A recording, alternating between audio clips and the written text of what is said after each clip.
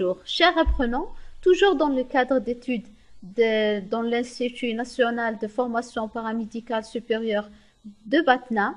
Le cours est destiné pour les hygiénistes première année. Le module, c'est l'anatomie et physiologie. Je suis Dr Benbrahim avec vous. On va voir le deuxième cours, c'est les tissus. Et on va voir les différents types de tissus. Les tissus, comme vous connaissez, l'ensemble des enseignants, par exemple, vont travailler dans une école. L'ensemble des médecins vont travailler dans un hôpital. C'est comme ça les cellules.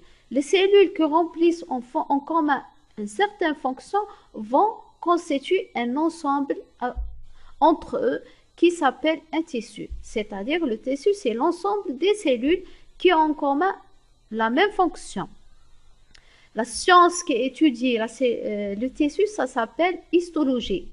On a différentes variétés des tissus qu'on va les voir ensemble. Des tissus épithéliaux, conjonctifs, musculaires et nerveux. Donc, l'ensemble de ces tissus qui vont concourant la même fonction vont constituer un organe. L'ensemble des organes qui participent à la même fonction vont constituer un appareil. Comme vous voyez dans le schéma, c'est l'estomac. L'estomac est un tissu musculaire, un tissu épithélial, un tissu conjonctif qui maintient la forme, un tissu nerveux. Tous ces éléments ou bien tous ces tissus vont assurer la fonction de l'estomac qui est la digestion. Et puis, l'ensemble estomac, œsophage et grêle vont constituer la même fonction, donc vont donner un système ou bien un appareil, l'appareil digestif. Et comme vous voyez, on a la structure, l'atome, la plus petite l'atome, puis la molécule, on a la cellule, puis l'ensemble des cellules qui ont en commun la même fonction vont donner un tissu. L'ensemble des tissus qui concurrent la même fonction vont donner des organes tels que l'estomac, le foie, la rate, l'appareil génital, les ovaires, le cœur, les poumons. Ces ensembles vont constituer des systèmes. Donc, ces différents systèmes, on a le système cardiovasculaire, le système respiratoire, le système digestif, les appareils génitaux masculins et féminins. L'ensemble de ces systèmes vont donner un organisme. Donc, on va voir les différents types de tissus. En commençant par le tissu épithéliaux. Pour les tissus épithéliaux, on a deux types. Le tissu de revêtement et les tissus glandulaires. On a les tissus conjonctifs, on a les tissus musculaires et les tissus nerveux. On va les voir un par un. Donc, en commençant par les tissus épithéliaux de revêtement. Les tissus épithéliaux de revêtement sont constitués d'une ou plusieurs couches de cellules. Ces cellules, comme vous voyez dans le schéma, ce sont des cellules qui sont jointives. L'une, elle est à côté de l'autre. Cette couche de cellules, elle s'appelle assise. Et elle est basée sur une membrane basale. Le rôle de ce tissu, c'est la protection de la cellule du tissu sous-jacent. Donc, en fonction du nombre des assises et en fonction de la forme des cellules, on a les différents types des tissus épithéliaux. On a un épithélium cubique simple, c'est-à-dire la forme des cellules cubiques, et une simple assise. On a la forme épithélium pavimenteux simple, et on a les cellules qui sont stratifiées, c'est-à-dire présentent plusieurs couches d'assises. Certaines cellules de revêtement, ils ont la kératine comme la peau et d'autres n'ont pas la kératine. Puis, après les épithéliums du revêtement, on a les épithéliums glandulaires. Les épithéliums glandulaires, selon le devenir de la sécrétion, chaque glande, elle s'appelle en fonction de sa sécrétion. Comme les glandes salivaires, comme vous voyez, ça s'appelle les glandes salivaires puisqu'elles sécrètent de la salive. On a les glandes en fonction de leur sécrétion. Les glandes qui sécrètent dans le milieu endocrine, comme vous voyez, et c'est dans le sang, ce sont des glandes endocrines. Alors que qui sécrètent dans le milieu externe, ça s'appelle des glandes exocrines. Voici un schéma qui donne des exemples des glandes qui existent chez l'homme. On a les hypophyses, les glandes pinéales, on a la glande thyroïde, le thymus, les surrénales, le pancréas, les ovaires et les testicules. Donc, on a vu le tissu conjonctif, le tissu épithélial, les épithéliums de revêtement, on a vu les épithéliums glandulaires. Donc, deuxième chose, le tissu conjonctif. Le tissu conjonctif, alors, par contre, le tissu épithélial, ces cellules sont jointives. Ici, il est composé, le tissu conjonctif, de 3 éléments essentiels.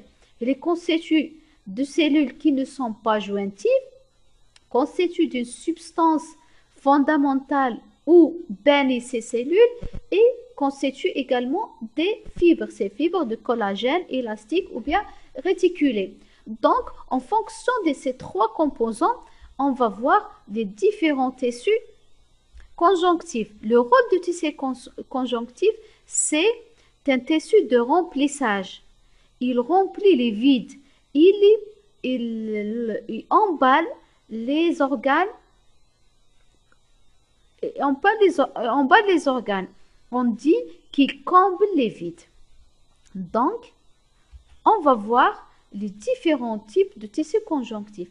En commençant, on a tissu conjonctif lâche, un tissu conjonctif fibreux qui est dense et orienté, un tissu conjonctif qui est fibreux mais régulier mais non orienté, un tissu conjonctif réticulaire, un tissu adipeux, l'os et les cartilages.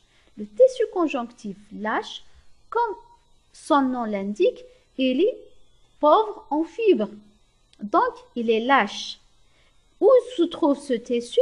Il se trouve généralement en contact avec les vaisseaux et les fibres. Et les neurones, pardon, son rôle, il est riche en cellules inflammatoires et immunitaires. Il est important dans le processus de défense et de régénération. Donc, le deuxième type de tissu conjonctif, c'est le tissu conjonctif fibreux, qui est dense et orienté. Comme vous voyez dans le schéma, il est présenté par des fibres qui sont régulées, comme vous voyez, parallèles. C'est le cas des tendons. Troisièmement, le tissu conjonctif fibreux qui est régulier mais non orienté. Comme vous voyez, il y a des fibres qui sont réguliers mais non orientées, ne sont pas parallèles comme les tendons. C'est un aspect comme des feutres. Par exemple, ce tissu, se trouve dans la sclérose de l'œil, dans la capsule qui entoure les organes et dans la dure mère. Puis, on a le tissu conjonctif réticulaire. Le tissu conjonctif réticulaire, c'est un tissu embryonnaire. Il se trouve plaqué contre les fines fibres réticulées. Il est observé principalement dans la moelle osseuse et les organes lymphatiques. C'est un tissu embryonnaire, comme on a dit. Les cellules réticulées en forme d'étoile, ils forment un réseau tridimensionnel. Donc, après le tissu réticulé, on a le tissu adipeux. Le tissu adipeux, les cellules, ça s'appelle adipocytes. Comme vous voyez, l'inclusion, c'est des gouttelettes de lipides. Et comme vous voyez, ici, la présence de tissu adipeux en sous-cutané. Puis, on a l'os. Le tissu osseux, c'est un tissu qui est résistant à la pression, à la flexion et à la torsion. L'os, il tourne autour d'un axe. Et les cellules, c'est les ostéocytes. Et là, une matrice qui est extracellulaire, cette matrice qui est dans la rigidité à l'os, puisqu'elle est riche en sels minéraux, le calcium. Et on a des fibres de collagène qui sont résistants à la traction. Puis après l'os, on a les cartilages, comme vous voyez, c'est ici. Le cartilage font partie des tissus de soutien. Ils sont résistants à la compression, ils résistent à des contraintes mécaniques, surtout les cisaillements. Donc, il est formé par la cellule principale, c'est les chondrocytes, et les fibrocytes des collagènes avec une substance fondamentale. Donc après qu'on a vu l'ensemble des tissus conjonctifs, on passe au tissu musculaire. Le tissu musculaire, comme vous voyez ici le schéma, on a des tissus musculaires qui sont lisses et tissus musculaires qui sont striés. Par exemple, comme vous voyez ici, le tissu musculaire se trouve dans le cœur, dans les différentes structures et ici, dans les muscles striés qui sont responsables de notre mouvement et la posture. Après le tissu musculaire, on a les tissus nerveux. Le tissu nerveux fait des cellules développant entre les très nombreuses communications. Comme vous voyez, le système nerveux, on a un système nerveux central et un système nerveux périphérique. La cellule initiale, ça s'appelle un neurone. Et comme vous voyez ici, la structure de la cellule. Donc, mes chers apprenants, un tissu, ce sont des ensembles de cellules différenciées associées par une localisation commune, une même origine et partageant les mêmes fonctions. Les tissus sont constitués de cellules et de matrices extracellulaires.